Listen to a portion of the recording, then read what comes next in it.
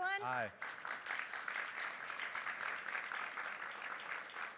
Well, good afternoon to you here in the studio, and of course to all of the live streamers out there. Welcome to another wonderful Talk at Google. My name is Gia Mora, and I am 1/3 of the Scirens, the Screen Sirens for Science. And with me today is Dr. Kevin Grazier.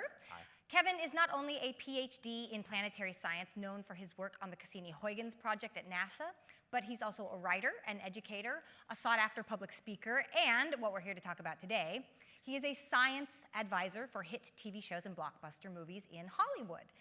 Now that is quite a list of accomplishments for a boy from Sterling Heights, Michigan, I believe. Yeah? Is that what you intended? Did you think, oh, I'm going to get a PhD in planetary science from UCLA. I'm going to go work in Hollywood. The PhD was planned. The Hollywood thing came in later. Okay. You know, I literally transferred in midstream PhD programs. I actually was in a PhD program at Purdue where I'd done my undergrad and master's. But I decided to go to UCLA instead, partly because I wanted to work at JPL, and it was right across town, and that worked out pretty well. But when I discovered that Hollywood Science Advisor is a thing, oh yeah, I totally wanted to do that. So I decided that, yeah, that would be something that I think I would enjoy doing. But I also wanted to write, so I was hoping that one would lead to the other. So that was the plan, at least initially. So, yeah. So for those of you who don't know, tell us, what is a Hollywood Science Advisor? Well, Science Advisor works on, science fiction or science-themed shows, and we work on getting the science as right as possible. It doesn't have to be perfect. We're not doing documentaries. Sometimes perfect science is not only not a goal, it's opposite to some of the goals you may have. Sometimes you don't want to get science perfect, but you want to get it as right as possible, because what you want to do is sell the world. You want to sell that this is a well-thought-out world, and if you throw some science out that's at variance with the way the world works, or with people how they understand the world works, they get what's called an "oh please" moment, where suddenly rather than being immersed in your creative vision, they go, no, no, please. And suddenly they go from being immersed in the world of Defiance to sitting in a room in the 20th century with 4 walls, a ceiling, and a floor, going, no, just no, you lost me. And so that's what we do, is we try to get the science as right as possible to minimize the oh please moments. Okay, so in sustaining the suspension of disbelief, right, you use real science. Right. Are there any other ulterior motives as a PhD planetary scientist? As far as ulterior motives, even if your science isn't perfect, wow, that's like a really good lead-in. Even if your science isn't perfect, if you're working on a big budget Hollywood show or a feature, you will get opportunities, like here and now, to set the record straight. If people have questions, was this true? Or if people say maybe jump over your science in a big budget 2013 film, that Gravity. Yeah. Then you get the opportunity to do talks, DVD extras, or write books like, say, Hollyweird Science, to talk about the science, the actual science that came into play. And what you find is oftentimes some of the complaints are non-issues. Some of the complaints are themselves wrought with, riddled with mistakes. So again, we're trying to sell the world, trying to minimize the oh please moments, and that does come with the benefits of being able to help educate on the real world science. Great. Absolutely. That was going to be my next question. So why should Hollywood care? Not the audience, but why should Hollywood, producers, directors, writers, why should they care about good science in science fiction or in popular culture at large, in entertainment? We're getting a lot better at storytelling and across the board. And let me use the example of shows I worked on, like Battlestar and Eureka and Defiance. There was a dedication to excellence across the board. Getting created languages done well was a thing. Selling the world was a thing, and getting the science as right as possible was a desire to do the best job we can. But apart from that, Hollywood cares because we kind of have a culture of the nitpicker now. If you get something wrong, guaranteed there's going to be somebody online complaining about it well, if it's a film, the second the film's over, unless of course they're actually tweeting from their seat, and there's that. But so if you get too many people nitpicking, it can ruin your bottom line. So when Gravity started getting nitpicked, before the film even came out, I got calls from Warner saying, "Hey, could you talk to this person, or talk to what this person's saying, or could you go on the CBS Morning Show and discuss some of the science of gravity?" Or so they were worried about what the nitpicking could do to impact their film. Like that was going to matter. It was a great film, but still, they did send me out. They said, "Go talk to these people. Would you please talk to these people?" Because they cared. Right. So there's a dedication to getting to accurate and good storytelling, but there's also a bottom line to be considered as well. What about the usefulness as a tool to bring science literacy to a general public through entertainment? Oh, well, then you're talking Hollyweird Science. The books. Wait, you mean the book? The book. Your book that you're about to have a second version of coming out Yes, in 2016? Do you mean this book? What? Yes. Okay. So Stephen Cass, my co-author, he pitched a panel at Comic-Con in 2007, and it was called Sci-Fi Science, or Science of Science Fiction. And it was 3 people. It was myself, and it was Jamie Paglia, my showrunner from Eureka, and Phil Plait, the bad astronomer. And it was a smash. I mean, we filled a huge room, and so it's been a thing every year since then. It's changed names, but we saw the power of science fiction to teach the real science. And that's one of the things that I latched onto when I got a job as a science advisor. Is I'm going to be able to actually use this to teach the real science. So Stephen and I started the Hollyweird Science books, and we decided that in addition to taking examples from TV and film and saying this is good and this is bad, we would also approach this from the screenwriter standpoint so that people understand why it's not always good and why sometimes it's bad and maybe even bad on purpose. I've used that example twice. Let me give you an example about bad on purpose. Breaking Bad and CSI are shows that actively at times degrade the accuracy of their science because on your hour-long drama, you don't want to be teaching people how to build bombs or make meth. So they would actively try to make it seem real, but not. So we decided we would use these books to teach the real science, but rather than getting in the muck of the cult of the nitpicker, we decided early on that no one wants to read 250, 300 pages of negativity or snark, except maybe the nitpickers. But Isn't that what the internet is? Is just page after page of snark and. It can be if you let it. If you want to go to the one of the quotes we have, the lowest vibrations of human existence. Yes, it could be that. But we decided to stay positive. We're not we're not beneath calling someone on the carpet for really bad science. And in chapter 3, I go off on a film that I thought had the worst depiction of scientists ever. Red Planet. Red Planet. Horrible science. Oh, scientists.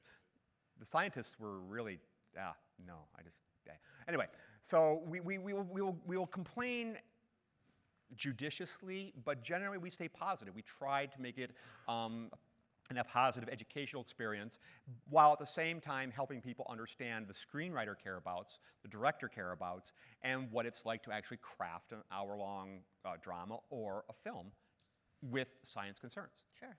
I understand the perspective of the writer to need to tell their narrative.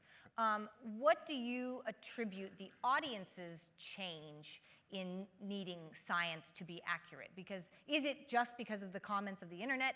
Is it because science has become more of a cultural phenomenon at large that more and more people are interested in and care about? Or is it driven by the screenwriter's need to tell these narratives? There's a lot of things that you asked there, and one of the things we continually hear is how bad American science literacy is. But when you hear that quoted, it turns out they're quoting K-12 numbers, but when you get to adults, it turns out that Americans are second in the world in science literacy, behind only Sweden. This explains why they make great cell phones, right? But so we are. And by the way, before people say, our science literacy is bad. It's just not as bad as a lot of other countries at the adult level. And that's been attributed to the fact that we all have to take science electives in college, at least one. And that's different at variance with other countries. So we're generally reasonably science literate. And there's the internet, where a lot of science literacy and science illiteracy can get propagated. And also, when you've got people complaining about something, and sometimes these are trolls, and people who are just mean-spirited people who just want to pick on something. We did a panel recently at the WonderCon convention about Hollyweird Science and science and TV and film, and Ashley Miller, who's a screenwriter, he said something that I think was really really important. He says, it's easy to see on the internet 5 people tweeting and think it's a movement. Because they're talking so loudly and complaining so vociferously that you realize that there's a whole bunch of people who are just taking this in and may even be saying, you're kind of a boob, or maybe saying, dude, that's totally right, or whatever. So you just can't tell, but sometimes it's the squeaky wheel kind of thing. Right. So are there squeaky wheels that say positive things like, wow, I saw gravity and now I 7-year-old girl, think I'm going to be an astronaut when I grow up? There are some. There are some who said this is fantastic. I mean, I think the 7 Oscars, somebody kind of liked it, whether or not the science sold it. I mean, yeah, the science was both the protagonist and the antagonist in that film, wasn't it? I mean, sure. The antagonist was the Kessler syndrome and the propagation of orbital debris, and the solution was science. There were several scientific solutions that just sequentially solve one problem at a time until you get to the end. Right. I mean, we have 3 basic stories, right? Man versus man, man versus nature, and man versus himself. Right. So, and you had all 3 in this case. It's true. I mean, she's got to overcome her psychological hallucinations. Spoiler alert, sorry. And but she's also got to fight her way against being in outer space, which is certainly difficult. And The Martian, of course, deals with many of the same sort of thematic elements. And The Martian we interviewed Andy Weir for the second book, which we're wrapping up right now. Beyond Hollyweird Science is dominating my life right now. Literally, I spend every waking hour writing when I'm not teaching my astronomy class. But the second book, the subtitle is From Rocket Ships to Microchips. And we talk a lot about space things. We actually interviewed Andy Weir about The Martian. And essentially, The Martian is a classical cascade failure, it told on a Martian setting with a very human element. So stories like The Martian and Gravity are not, in my mind, what I would think of as sort of classic examples of science fiction, although they by definition are. But the idea of science fiction being sort of these dystopic worlds that allow us to examine cultural phenomena that are happening now, but through a different lens with a different perspective. Of course, you had Defiance, you had Battlestar Galactica. Those are what I would think of as more classical sci-fi. So tell me more about that. Tell me the difference between working on a project like Gravity, which is driven by sort of the limitations or the structures of what we know we can control, versus a world where it's Battlestar Galactica, like there's a whole other universe of reality there that we've already solved the whole long-term space travel problem. Wow, there's a lot there, but this might go a long way towards addressing that succinctly, is that there was a term used, and I'm dating myself here, for the series Space 1999 in the mid-'70s, and they called it science faction. And where that wasn't that far in the distant future, the technology wasn't a big leap, at least the technology of the humans wasn't a big leap. They would eventually encounter aliens. So it's where you're telling a story in the not-too-distant future where the technology is plausible, and I can see that. Even if there's leaps, they're not really big leaps, and they're things that you can reasonably project for things that are here in the now. So Gravity and The Martian, I'd say, would fall into that realm where you're just making sure you get the science as right as possible, with a few story conceits that we understood going in. Battlestar Galactica. Well, firstly, another thing I'm just writing about now is a lot of the real-world issues about space travel are completely obviated by something that's a production consideration. It's artificial gravity. A lot of the horrible things that happen to the human body just go away with artificial gravity. But if you don't have artificial gravity, you're showing people floating. And how many productions do that? The Expanse did it. Apollo 13 did it, and they did it in the Vomit Comet, if you're familiar with the KC-135, or not KC, the 135 that dives and you get 20 seconds of weightlessness. Yeah, as an actor, I'm both titillated by that idea and absolutely horrified that you have 20 seconds to shoot your scene while you're actively wanting to throw up. No pressure. None at all, none at all. It's my understanding from people who've done that people usually lose it on about the 6th parabola out of 48. Oh! I'm going to lose it just hearing that. That sounds rough. So that's actually something that we talk about in this next book is you never see, except for the beginning of Gravity, you never see people suffering from space sickness. Right. And there's a reason for that. You don't want to, in the middle of your dramatic scene, excuse me, and somebody goes and Well, sure. I mean, that speaks to sort of the mundanity. I'm not sure I'm even saying that word correctly, but the mundane existence in some ways of, like, if you're on the ISS, right? You're surrounded by wires and these things, and you have a mission, and you have this work that you're doing, and it's regulated, and you have sleep schedules, and you have this. That in and of itself is not sort of like fodder for. It's not Melrose Place. It's not. Right? And in fact, on ISS, the flight engineers spend a lot of time doing maintenance, and then the next day they wake up and they go back and do maintenance all day again. One of the problems they found with ISS, and that's going to be addressed in future missions, is that their time is overscheduled. They have no free time of their own, or little free time of their own, or not enough free time that they feel that they're overburdened with that. Here I am in space, and I'm fixing the toilet. Right. Because the fan broke, and without that, this could get ugly. So there's all those things that kind of get in the way of the story unless they become front and center, which they could, but then again, there's a production consideration of artificial gravity. So that mitigates a lot of potential drama because of the production consideration. And one thing that I find, and that kind of, this is a complaint I make in the second book, is that when people want to complain, you may not like something and you have no other complaint, so you just say, oh, there's sound in space. That's a common complaint that, we get that by now. And what the people have found, there's been studies that the audience is actually pulled out of the drama as much when you don't show sound in space as when you do. I mean, Gravity didn't, Firefly didn't, but some shows, and you're satisfied with that, with knowing that, seeing that immediate sound or action sound. Right. Jane Espenson, whose screenwriter, was on a panel of Science in Hollywood, and she said, why don't we just consider that part of the soundtrack? Solved. And so you get rid of that. But that's a common complaint when people just want to complain. But I guess a more common complaint you could make is, why don't people complain about the artificial gravity? Because that's just as big as a trope. It's used just as often, and yet there's so many things you could do with. So my point is, when people go to the no sound in space, it's just it's lost its meaning. Right. Well, we've been sort of preconditioned to expect a lot of different kinds of sounds, things that you and I would not be sitting here and wondering, like, why is her water bottle not cracking, right? But in the movies, they're going to add it, and it's like, right, because we want to have that amplified somehow. And because sound in particular, at least for me, is such a clue. It's like subtle emotional undertoning too, right? So there's another purpose for having a choice to put sound, especially in something like in space. Well, right? funny you should say that, because in the Hollyweird Science books, we have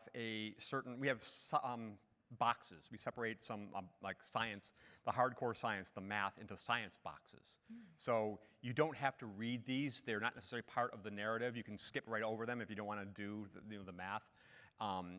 They'll add a little extra insight if you want to go there, but they won't harm the flow of the chapter if you don't want to go there and don't want to do the math.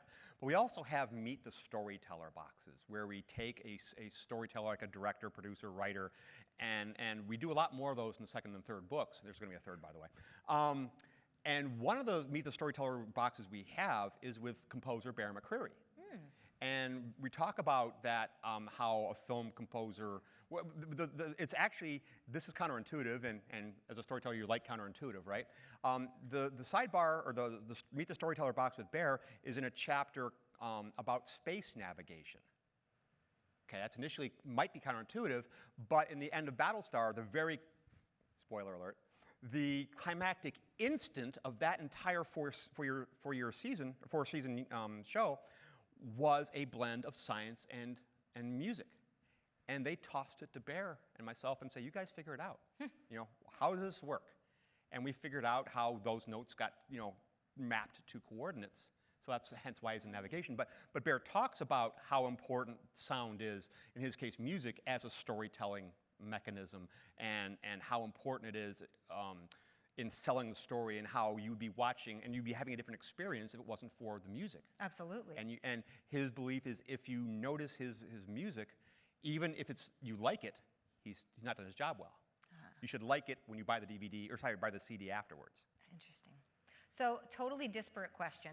Okay. You worked on Pirates of the Caribbean. I did. 5. The one that's worked their pre-production right now, or post-production right now. Okay, great. So tell us, since I don't quite understand, what is the science behind a ghost ship? And is there some scientific evidence to back up why Johnny Depp is so hot in that movie? That's what I'd like to know. Scientific evidence, I'm sure there is. That's not my field, but you just gave me an idea for a science box in the 5th book. Perfect. You're welcome. Thank you. We have chapters on neurosciences, why we're all the same, and psychology, why we're all different. So we can probably fit it in somewhere in there. I like that. But anyway, as far as Pirates of the Caribbean 5, what I can say, and who knows how much of my input will survive, but is that long before I was even on the project, you could Google product placement. The film and find a description of the new female lead, and you can see that originally she's believed to be a witch, and then it turns out she is a woman of science. And I guess will sell how that occurred in the mid-1700s. But there is some science that is involved in their quest for some artifact or goal, we'll say. Excellent. And that's all I can say is there's science involved, and like a science advisor should do is when you have some science where your input's being solicited, you give them options. We can do this, and this means this and this and this. We can do this, and this means this, this, and this. And you say, pick one of these 5 options. That's kind of what I did. Great. It seems like an unlikely sort of place for that to appear, but obviously there's a need for it in Hollywood. So 2-part question. One is, how does one become a science advisor? And 2 is, can you tell us how the science and entertainment exchange has sort of completely revolutionized this call? I can do both. Excellent. And how I got to be a science advisor was somewhat more difficult back then, and is kind of more in the traditional Hollywood mold of it's not what you know, it's who you know. And back in when Star Trek, some of these series were on, like Next Generation and Voyager and DS9, they would take unsolicited manuscripts. You could send in a script to Paramount without an attorney, without an agent, and they would take it. And they had a program for looking at those and potentially accepting those. Now Paramount, they were honest. They said, we get about 3,000 a year, and a good outcome happens to single digits. So we're talking about roughly 1 in 1,000 odds order of magnitude, right? So my buddy Jess Seeger, who'd been writing together with me since we were 18, because we did the college radio thing together, we had an idea for a story, and we wrote this Voyager script. I was in grad school, and he was working full-time at Wright-Patterson Air Force Base. He has a family. I was in grad school and had a very, very demanding dissertation advisor, and that's a good thing. And so we wrote this script in what passed for our spare time, and then sent it off to Paramount and forgot it. 7 months to the day. And then Paramount said, we'll make you 2 promises. It'll get read and you'll get it back between 8 weeks and 8 months, and that's all they would promise you. So we wrote this Voyager script, and we sent it in, and then we forgot about it. And 7 months to the day, I get a phone call from the executive producer's assistant saying that, hey, she loved your story, goes in a direction we don't really want to go, so we're not going to use it verbatim, which I should point out they eventually did go in that direction. Klingons in the Delta Quadrant. Anyway, so they said, we'd like to invite you to come in and pitch. So what you do is you develop 3 to 5 short pitches, and we'll schedule you with a staff writer, and you just go over your story ideas. It's like basically just something succinct like, hey, here's an idea. What if the Vidians want Neelix's other lung? Or something like that. That was really obscure and nerdy. If you have to go back to the early days of Voyager so yeah, nerd cred, right? You have to keep establishing your nerd cred. So you pitch the stories, and overwhelmingly what you hear is there's only so many ideas, they say, and we're all subject to the same zeitgeist. Mm-hmm. You almost always hear, we just bought that, we just said no to that, we just shot that. Most of my pitches had already been done, or in one case, the person to whom I pitched kind of chewed me out. So, well, that was already established. We obviated that in this episode, and he goes into all these details. That was on that night's episode. Go figure, right? I don't need to watch it now. Jeez, yeah. But the people, I got to pitch several times, because in the first conversation with the producer's assistant, I asked, is this a one-time thing, or can we come back? And she said, oh, no, you can come back as long as you're not arrogant, rude, or an idiot. That's exactly what she said. I can still hear her saying that. And so I pitched several times, and the two people to whom I pitched most often were Michael Taylor and Brian Fuller. And Michael Taylor, I've gone on, and they're both in their first jobs in the industry. Michael Taylor I've gone on to work with on Battlestar, on Blood and Chrome, on Defiance, on Virtuality. And if you've not seen that, it's worth a watch. It was a pilot that didn't get picked up. Brian Fuller is, he's Brian Fuller. He's gone on to be huge. I'm a big fan of everything he's done for the, from Dead Like Me, Pushing Daisies. And I was a huge Hannibal fan. Oh, big yeah, fan beautiful show. And when I saw some of Ron's early Battlestar footage, I'd stayed in contact with both of these gentlemen. I emailed emailed Brian. I said, Brian, please get me an interview. Maybe I didn't demean myself. No, who am I kidding? Yes, I did. And Brian pitched me to Ron Moore, who interviewed me, and I got the job. And then Eureka. It turned out a season later, Eureka and Battlestar shared an office building at Universal. They shared the Rock Hudson building. And at a getting to know you lunch, the two writer's assistants were sitting there. Hey, how do you deal with your technical problems? We have this guy at JPL. An hour later, I had a call. I was on Eureka. Wow. So it really is once you're in the mill, right? It is. I mean, and at that point, there's maybe two people. Once I did Battlestar, there's maybe 2 or 3 people in the industry who have more experience at that. So there's something to be said for getting valuable experience. It's not only getting your name out there. It's like, I've done this. I've read a script. I've penned it. I've given notes. So that learning curve is already in the rearview mirror. Now today, it's a lot easier to become a science advisor because there is the Science and Entertainment Exchange. The exchange is actually a part of the National Academy of Sciences, people who are way more accomplished than I ever will be as a scientist. But they have an office here in Los Angeles. It's actually physically located on the campus of UCLA, though there's no formal affiliation. And you call like 1-844-NEED-SCI. I'm not sure about the toll-free part of that, but you can look that up on their website. And you call the exchange and you say, I'm a producer. I'm doing a show about, whatever, about. Yeah, I'm actually doing a series based on the effects of gamma rays in Man in the Moon Marigolds. That's actually a film from the late 60s.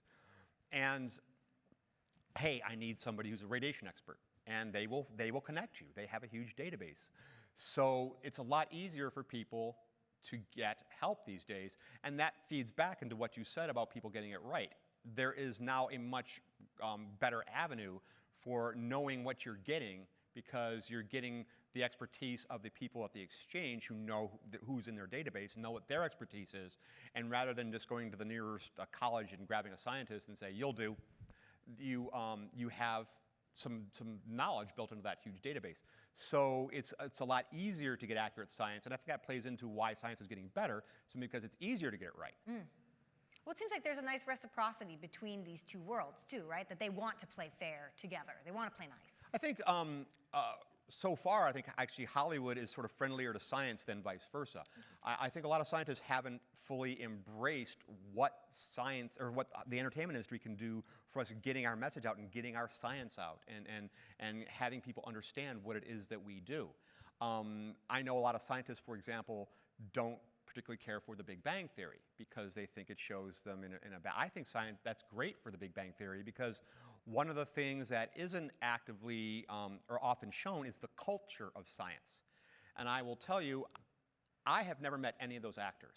I've never been on the set of Big Bang Theory. I've met their science advisor. I know I've met David Saltzberg, but I don't know him well. But I'll tell you, I watched the Big Bang Theory, and I know every one of those characters. Do you know a scientist who correlates to that? Everyone, yes. So, and their culture of science is something that, since what you're seeing is a snapshot of people's lives, you don't really see always the culture of science because there's not really opportunity to do that. But you do on the Big Bang Theory. You see, more of the culture. Let me kind of back up a little bit to a question that you asked that I sort of skipped over because I kind of went off in this direction, as I am wont to do. As far as the different shows, I mentioned science fiction like Gravity and The Martian. Well, you mentioned Battlestar and Eureka as well. Those are two different shows, and although the job science advisor was a constant, the job was completely different. And Eureka was about the culture of science. Here's an opportunity where we got to show people who are really smart and how scientists interact. And our showrunner, Jamie Pollia's dad, Donald Pollia, was a research MD at UCLA. He worked on Biosphere 2, and we consulted with him on Ascension, when we did Ascension. So Jamie was motivated to get science and the culture of science and as right as possible, as along with the science, which was a guest star every week. A different type of science came in and guest starred every week. Whereas on Battlestar, the science was a simple description of people's day. They just happened to be on the run in space from the Cylons. But if you were describing your day here and now to someone in, say, 1966 when Star Trek first started, your day would be science fiction. I mean, it's well known now that the flip phone was totally taken after, yeah, you can tell I live in the Valley, like, totally taken after. Ever, and taken after the communicator from Star Trek. Well, now the phones that we have totally leave that in the dust technologically wise. The smartphones, sure. you know, do you ever see Kirk get a text message, or do you see, Spock? Excuse me, Captain, I am playing Tetris. No, so that completely outpaced it, and for that matter, Siri and Cortana are smarter than the AI was in the Enterprise. Right. I mean, they're pretty smart. I mean, have you ever asked Siri to open the pod bay doors? It's pretty amusing. She has a whole repertoire of. Oh, I love that. Yeah, and so they're actually, those are pretty smart little systems, and I think they're in some ways smarter than some of the AIs were shown in the mainframe on the Enterprise, whereas this is in a handheld device with a little bit of, of network support. Right. I don't know if it's still active or not, or if they've closed it now, but there was an X Prize to come up with Bones' scanner. Yeah, too. tricorder. And I just saw last week there is a scanner, and again, it links to your phone and it does link to the internet, but you scan like food, and it will come up and say bread. It's this type of bread. I think it even will even go to the manufacturer. It basically is a spectroscope is what it is, with a huge database. And then it says it's this much calories, this many carbs, and so you can scan your food, and that's almost a tricorder right there. Yeah, yeah. I just need it to do that, and then say like just a red flash, like do not eat this. That's what I would need for it to be useful. And so it's I'd be like, Friday night after really a long good. week, and you say go. I say yourself. Pizza. Yeah, exactly. I say that's what I'm happening. It's Friday, kids. It's pizza night. That's right. Well, it's been such a pleasure chatting with you. It's been fun. I'm going to open it up to the floor now, we can have live stream questions as well. You got the email address to send those to, but for our live studio audience, please come up to our microphone, tell us your name, and ask a question. Don't all rush up at once. Please, come on. We got one brave soul, hooray. Hi, I'm Josh. Hey, Josh. Do you work mostly in the pre-production of a film or TV show, or is that also in post or also during production? Or what is your role in different stages of the development of a film? That's actually a really good question, and that's entirely show dependent. On Galactica, for the most part, I would get scripts and I would send in notes. I would say, do this or do that, or here's a suggestion, or you might want to try this. Only one season did I go in advance and talk about some science, and that was before season 3, when they said, we're going to really start to get serious about finding Earth. So we've been looking at the prophecies of Pythia, if you remember. So what are things we can have in the prophecies of Pythia that can be omens or portents and help us lead Earth? So we want astronomical events that could have been, talked about. And here's an interesting aside, which has kind of gone under the radar. One thing I liked about Galactica is that, this is completely afield, so I'll try to come dragging back to answer the rest of your question. But what's cool about Galactica is all the things, all the questions, or all the little things that we slipped in there that hardly anyone noticed. And a cool example is Pythia. If you remember the show, President Rosalind was keen on the prophecies of Pythia because she thought that was going to lead us to Earth and a new home, right? And those were in their sacred scrolls. Well, we've learned in season 3 that Pythia, these aren't prophecies. She was actually on a trip to Earth. So this is more a travel log than it was prophetic. Since she was on a trip to Earth, Pythia was a Cylon. And you remember in season 1, when in an early episode, 6 tells Baltar, we know your religious text better than you do because one of us wrote them. And that if you get it, you get it, and if you don't, it flows under the radar. And it doesn't, it may enhance your appreciation if you get it, but it doesn't harm it if you don't. Okay, so, but it's that level, it's just describing stuff or making sure it's consistent and selling the world. In Eureka, and that's the kind of the end member example, I did, until the last episode of Defiance, I did everything on Eureka that I ever did for any show in Eureka. So I would come in before the season start and talk about, here's some cool new science we might be able to use. Of course, there's always a thematic link. This science should link somehow to what this character is going through, what their journey is. So there's always a thematic link between the science and the story, and it's all about the story. But then I would go in at the maybe outline stage and say, we can do this or we can do that. And then I would get the scripts to give notes on. But later, I would actually look at special effects and say, this looks good, or maybe we can do this. I would get calls from Vancouver. Is it Hadron or Hadron? It's either, actually. It's one of those Yes, things I've that heard go it both either way. ways. Wait, so Vancouver, that's where they were shooting? That's where they're shooting in Vancouver. That's Yeah, what they actually literally shot next door to I was like, Battlestar, wait, too. the Hadron Collider is over in Geneva? No. But they shot right next to Battlestar in the same studio. And one time in a season, in the third episode, episode 103, I got a call. We had like 5 whiteboards full of equations. And it has to sell this thing they're working on. So I literally wrote 5 whiteboards of equations.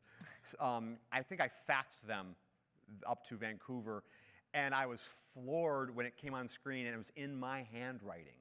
No idea how that happened. Okay, so there's all these things I did ranging from pre-production to post. And like I said, until the last episode of Defiance, I did everything on Eureka that I did for any other series. But on Defiance, I actually got a little bit of input into some of the set design aboard Scirens, which was the OMEC ship at the very end, if you saw Defiance. Anybody see Defiance?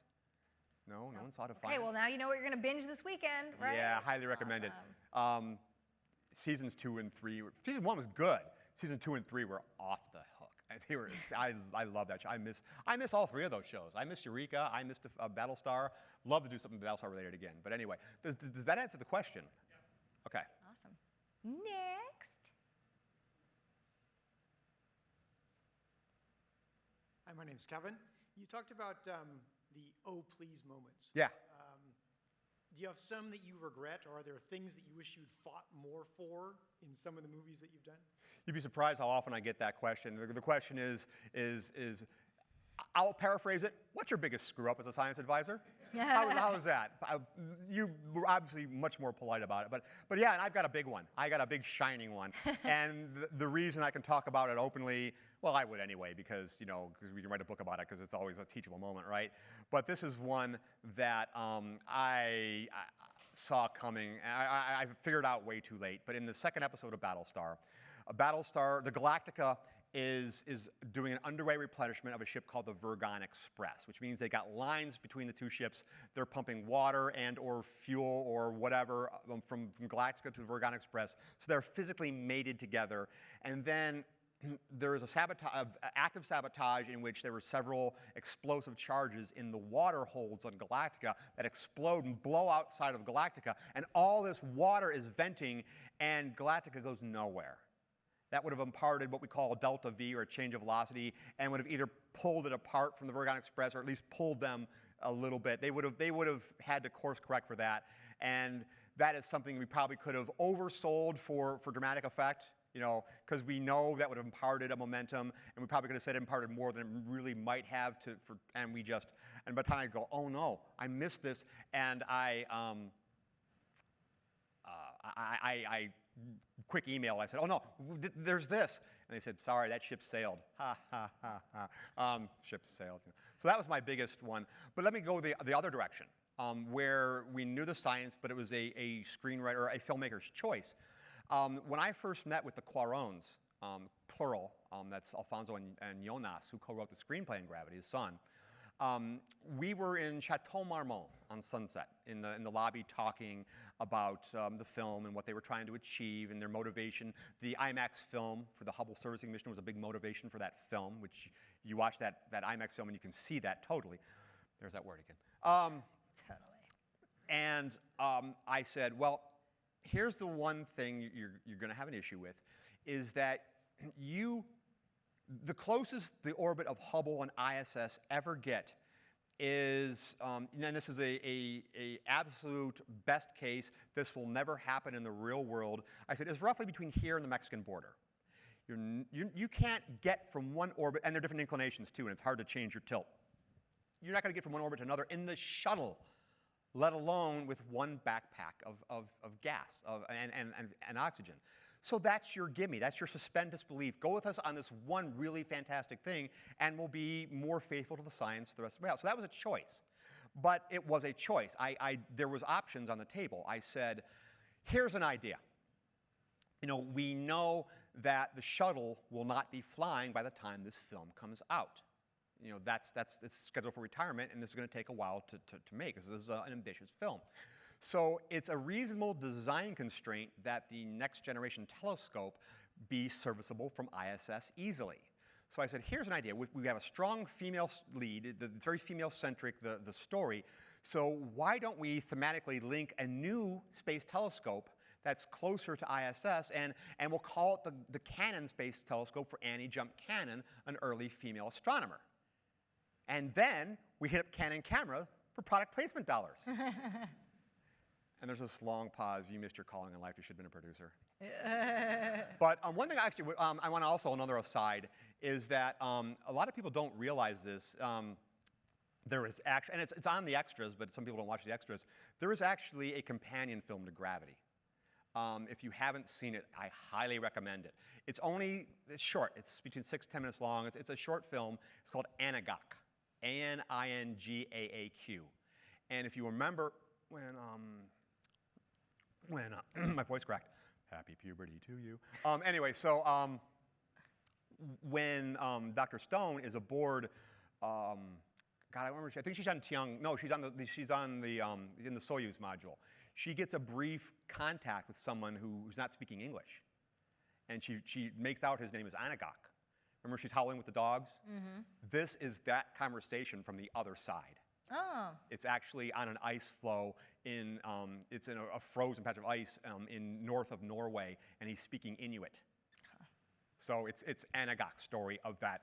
It's it's only short, but it's the Rosencrantz and Guildenstern to Hamlet, right? Yeah, Is that yeah. Okay, great. No, it is. And have you seen it? No, I saw it in the theater, so I don't have the DVD. But it's on YouTube. It's worth seeing, and it's official Warner Brothers production, written by Jonas Cuarón, directed by Jonas. So I recommend that. It's worth your time. Very cool. You'll watch it more than once, promise. You have so many things to now watch over your weekend. This is going to be great, right?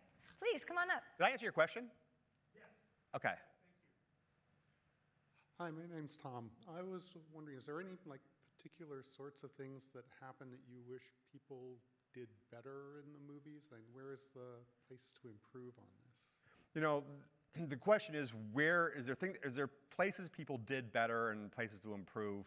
I can't say yes. Yes, there is. I was going to say I can't point to any one theme, but I think there is one that bugs me. It's not even my field. Usually, you'll find that scientists will overlook bad science if it's not in their field, and then if it is in their field, we're fighting. I have a problem with you. But the one place, and since I'm an orbit dynamics person, so I at least I'm glad I got some say in gravity. There's some science isn't perfect in that, but it's as best as we could make it and still tell that story.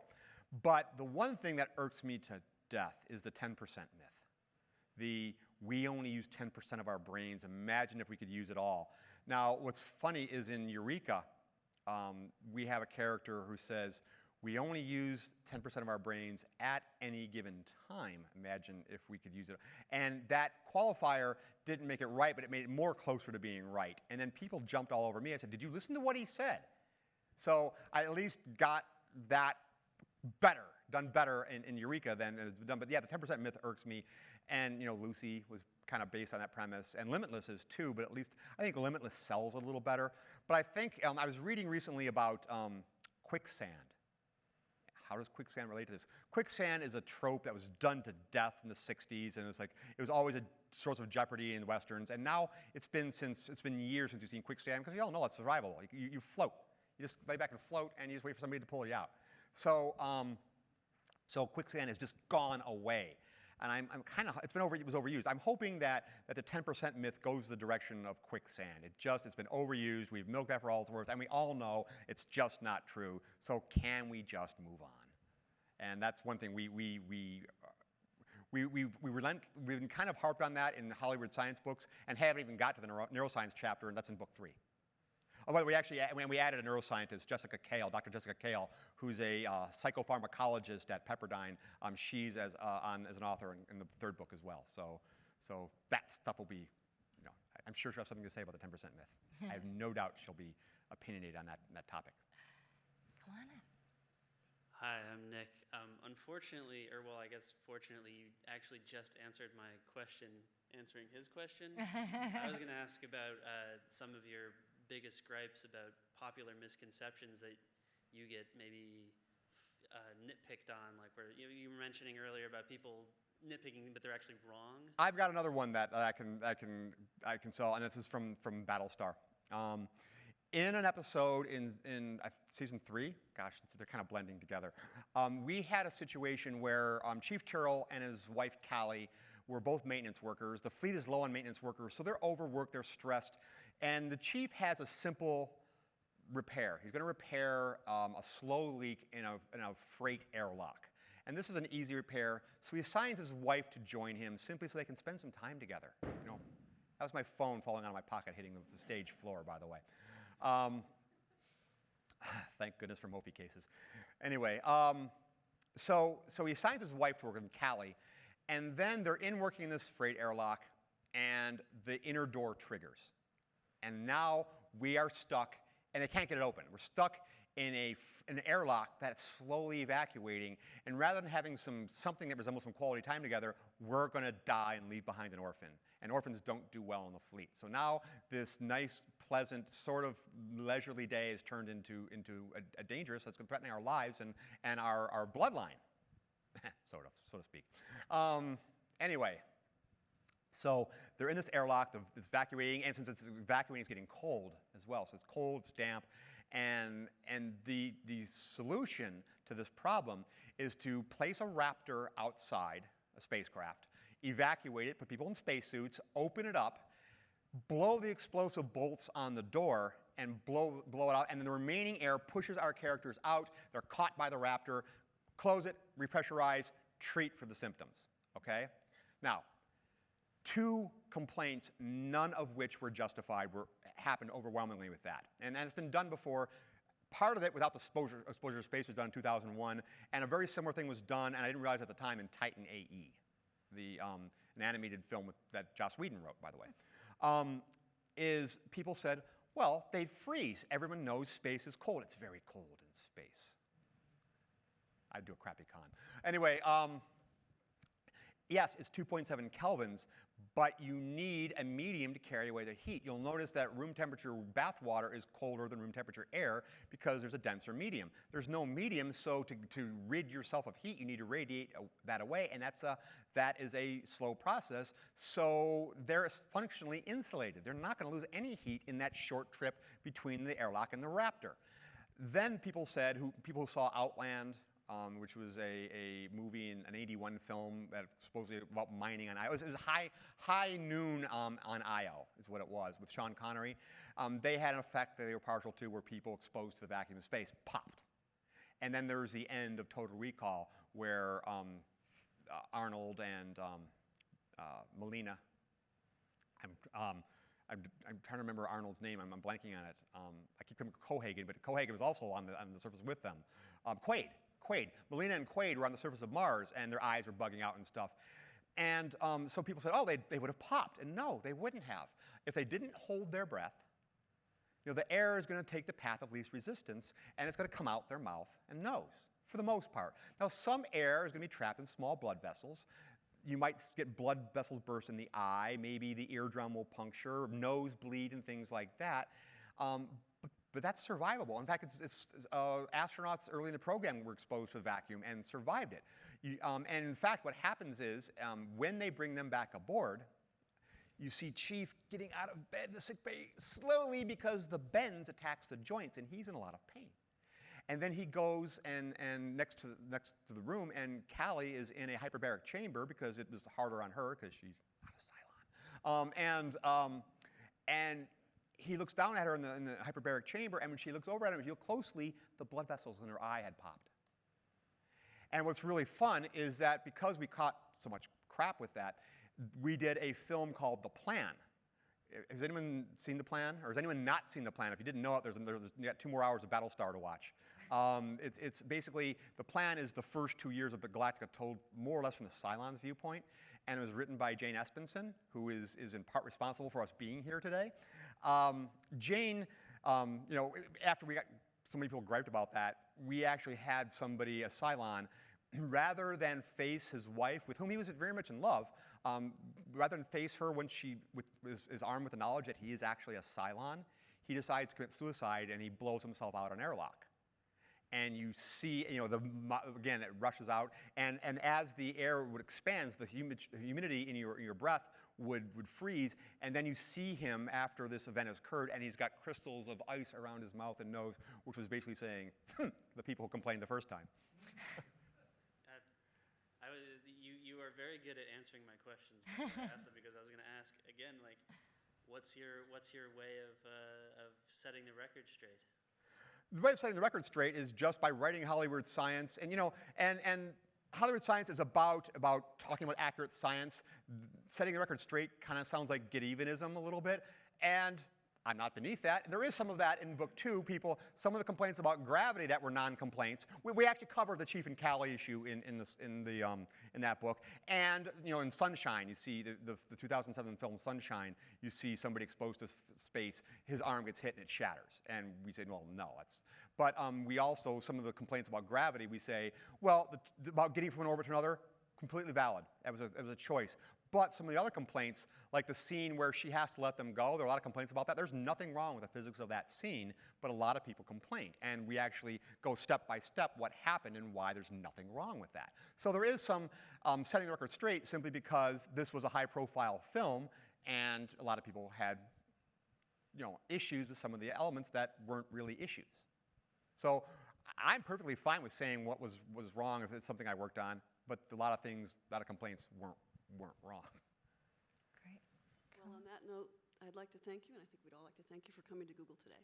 Thank you so much for joining us. Dr. Kevin Grazier, thank you guys for coming out. Thanks, live streamers. Thanks for coming.